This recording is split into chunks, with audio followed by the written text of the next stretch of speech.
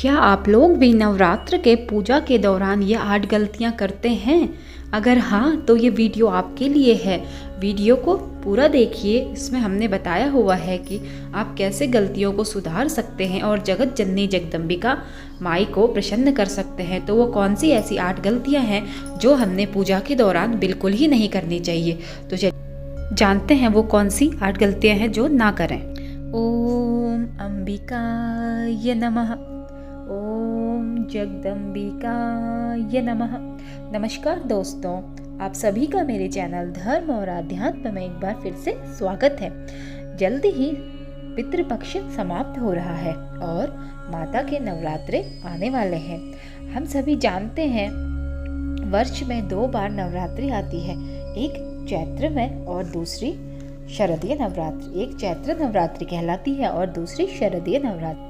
तो आज की वीडियो में हम जानेंगे कि ऐसी कौन सी 8 गलतियां हैं जिनको करने से माँ क्रोधित हो जाती है और हमें पूजा का फल नहीं मिलता है। तो चलिए आप लोग वीडियो में बने रहिएगा।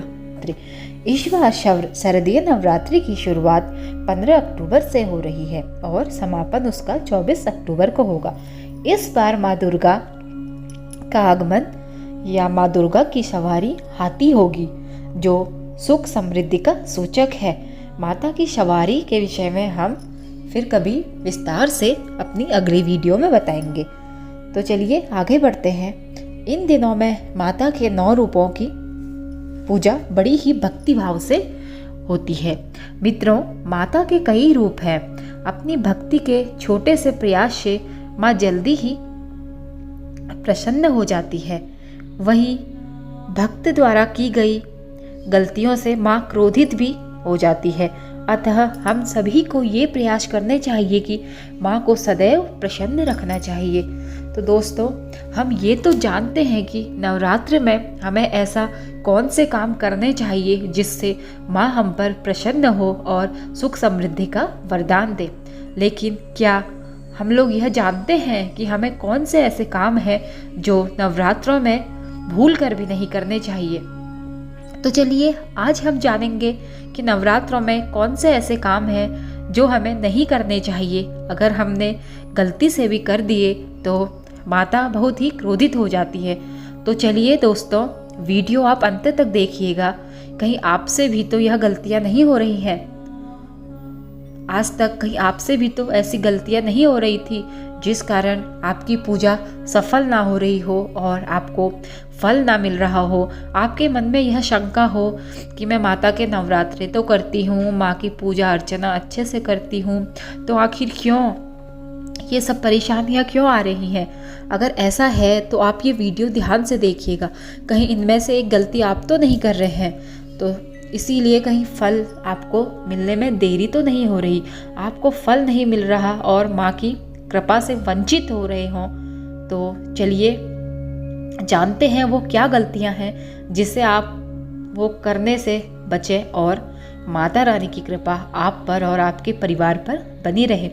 दोस्तों, सबसे पहले और महत्वपूर्ण बात यह है कि कभी भी व्रत या पूजा करने को माँ कभी नहीं बोलती है। अगर आप कर ही रहे हैं तो अपने संपूर्ण श्रद्धा, समर्पण और विश्वास से करें।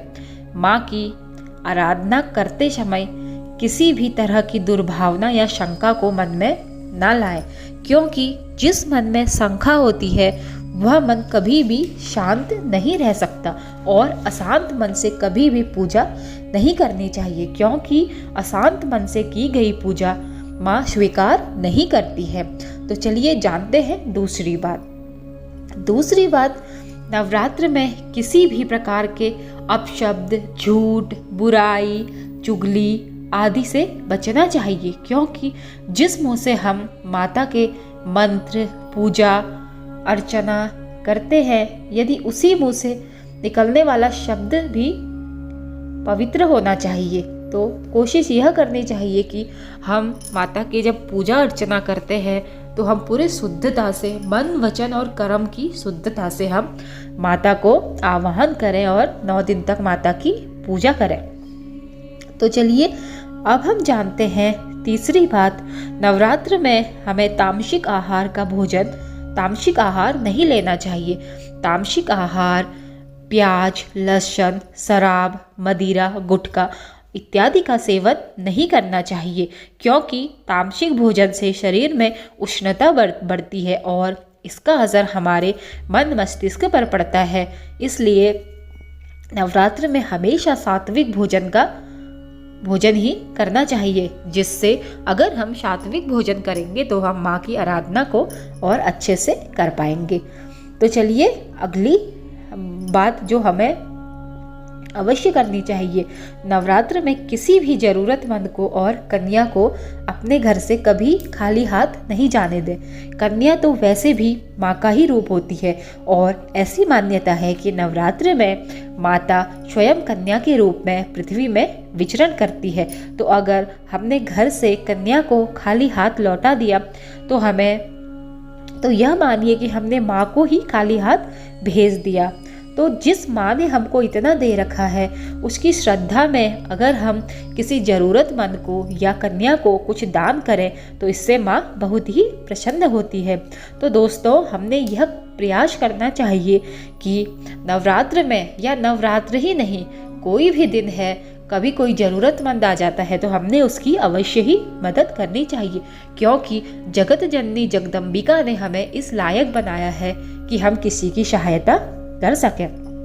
तो चलिए अगली कौन सी ऐसी बात है जो नवरात्र में हमने नहीं करनी चाहिए, या कौन सी ऐसी गलती है जो हमने नवरात्र में नहीं करनी चाहिए। तो नवरात्र में हमने बाल, नाखून और दाढ़ी नहीं काटनी चाहिए, क्योंकि इनको बढ़ने के लिए ऊर्जा की आवश्यकता होती है और इस समय उपवास करने वाले लोगों को ऊर्जा की आवश्यकता अधिक होती है।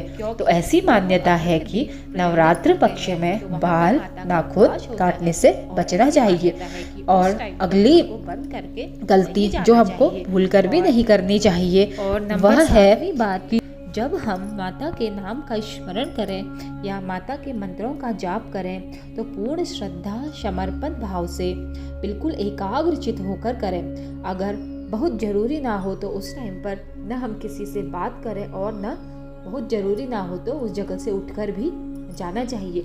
अगर हम बीच में ही उठकर चले जाएं तो इससे माता रुष्ट हो जाती है।